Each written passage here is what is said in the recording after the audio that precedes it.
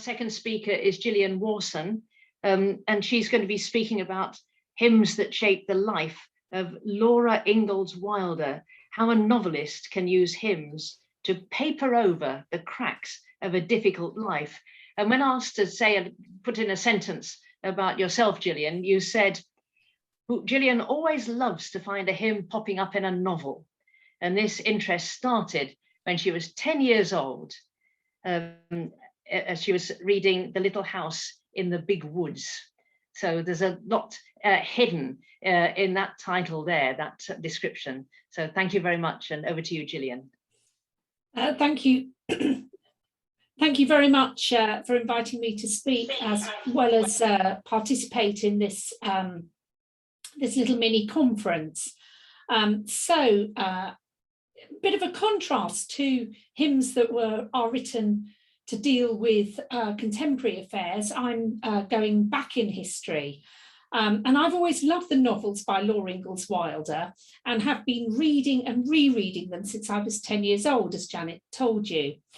One of my earliest observations, even as a child, was how many references there are to hymn singing throughout the 7 books. And I became interested in this, so much so that a study of the hymns used by Laura Ingalls Wilder became part of my PhD thesis. So to backtrack a little bit, the novels themselves recount a rosy life on the Western frontier. And whilst the Ingalls family endures certain hardships, these are always happily resolved.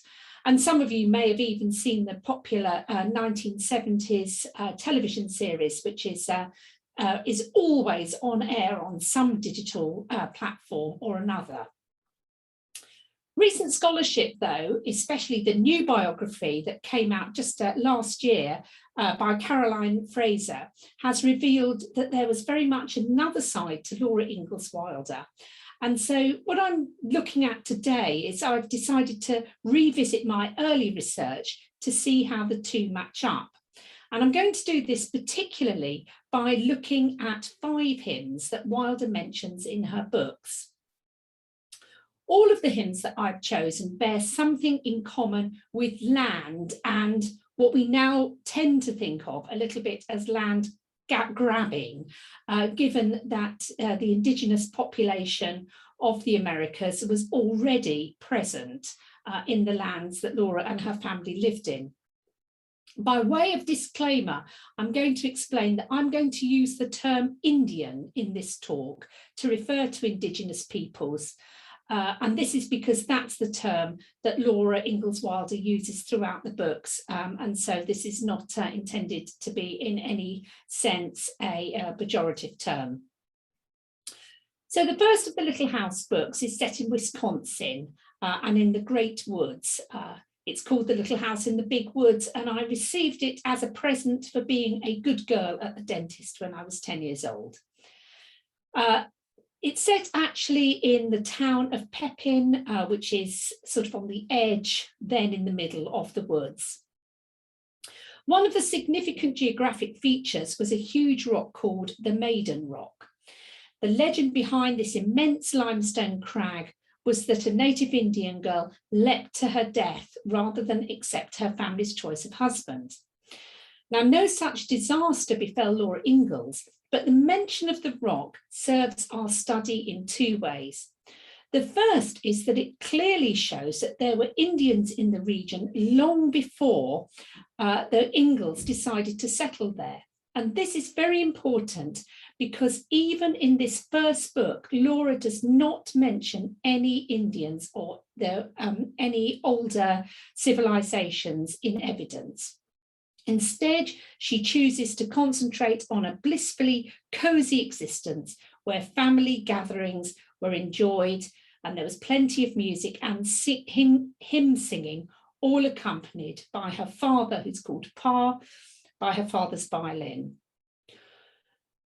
Laura Ingalls Wilder plays the novelist's trick of making sure that all the hymns that she mentions would be known to her readers. And this is something that I've looked at in some detail in other publications and studies. One of the hymns that she mentions very often in this first book is Rock of Ages. The Ingalls family spent their Sundays in Christian devotion, following the custom of no work and no frivolous activities on the Lord's Day. Ma was especially concerned that her daughters should conduct themselves as Christian children, and the story of Topladi's Rock of Ages, offering shelter, perhaps Christianises the pagan association with the maiden rock of Laura's childhood. A further story, that of a playing card remaining in America of the opening lines, offers a link from the old world of Laura's ancestors to the new world that the family was seeking. Wilder does not quote the words, but often mentions that this hymn is sung. So, not content with the comfortable existence in the big woods, the family moved to Indian territory. Once more, the books describe an idyllic, if somewhat perilous journey until the family reach a place where they want to build a house. Big mistake.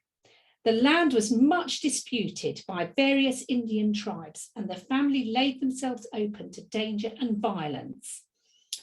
Odd that the hymn that Laura uses over and over again in this second book, The Little House on the Prairie, is There Is a Happy Land. The hymn's used to emphasise the beauty of the wild landscape and, of course, it has to be said, the ownership the white settlers felt for it. And this is particularly important when we think about the Settlement Act, which had just been passed. However, is it not eerie that the probable tune Laura knew was called Indian Air, which is noted on HymnQuest as being anonymous Indian?